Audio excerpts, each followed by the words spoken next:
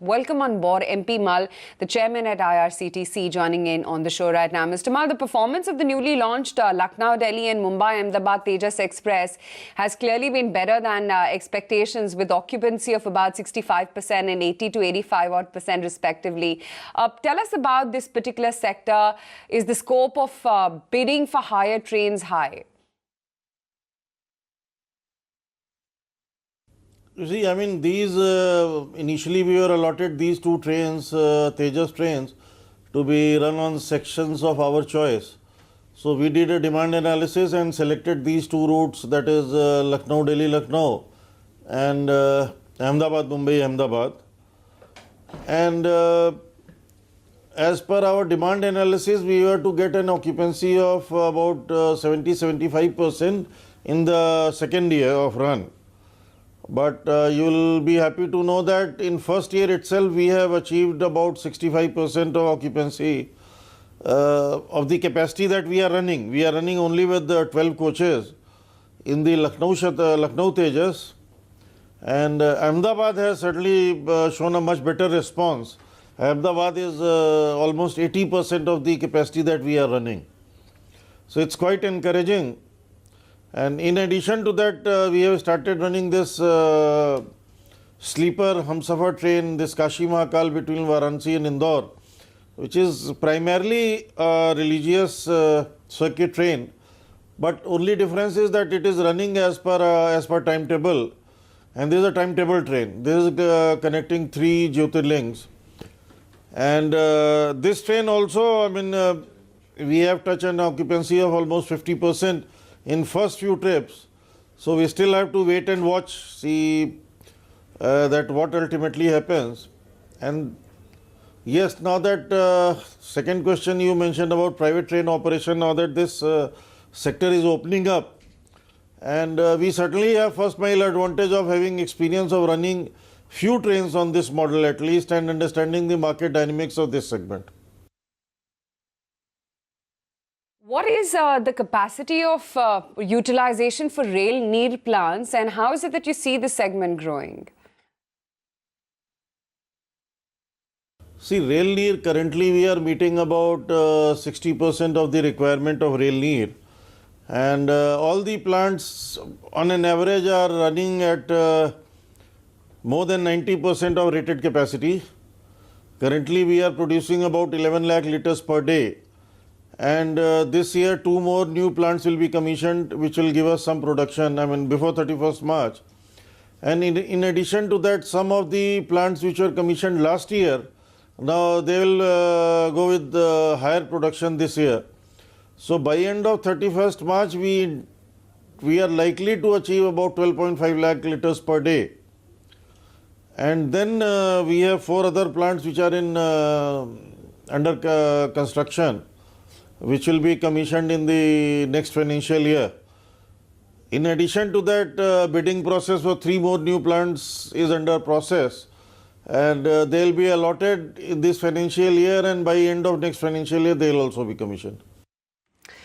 Will we continue to see strong traction and sustainability in non-service charge or convenience fee revenue? You see, I mean, we have a very strong website with a very heavy footfall on this.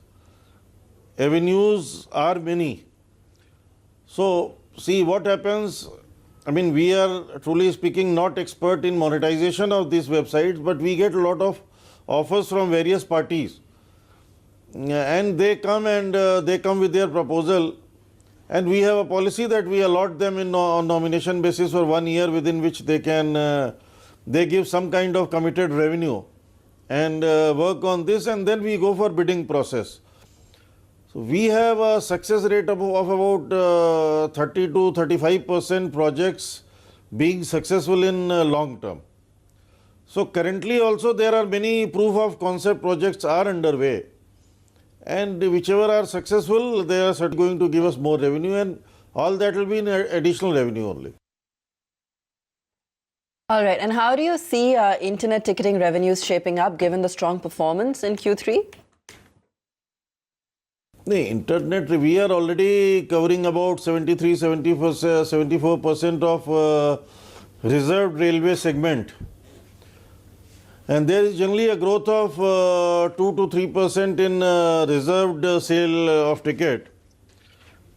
And so that is coming to us, and in addition to that, there is small migration of booking from Windows to our app or website. In fact, it's largely growing on app. Apps is a much simpler and convenient way of buying ticket. So we see a growth of about 3 to 4% in this segment. Right.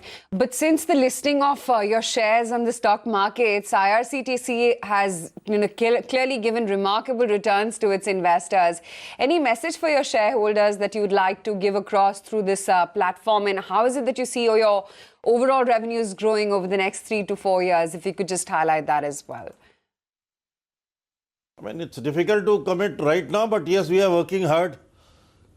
And we, by any chance, we would not like to disappoint our investors. Okay, good to hear that. Analysts are also expecting your sales as well as PAT to grow at a CAGR of about 24.5% to about 54.7% over FY19 to 22 estimated. Do you think you can achieve these kind of targets? See, we certainly make some kind of projections, but it's difficult to disclose and commit at this stage. But as I mentioned, we are working hard. Okay. And tell us about the performance of the 4 budget hotels. What's the timeline for the setup of more such that are also coming up? See, budget hotel means, Indian Railways had 2 budget hotels and 2 hotels and 2 Rail Yatri Niwas, which they are operating through us, and we get a license fee, fixed license fee out of that. In addition to that, we are constructing 1 budget hotel on PPP model in Lucknow, which is likely to be commissioned in next financial year. In addition to that, we are trying to purchase land in Kevadia, which is a Statue of Unity. And we are likely to come with a budget hotel there in different phases. So we are still working on it. Right. Well, thanks for joining us and sharing with us some of the latest ongoings there.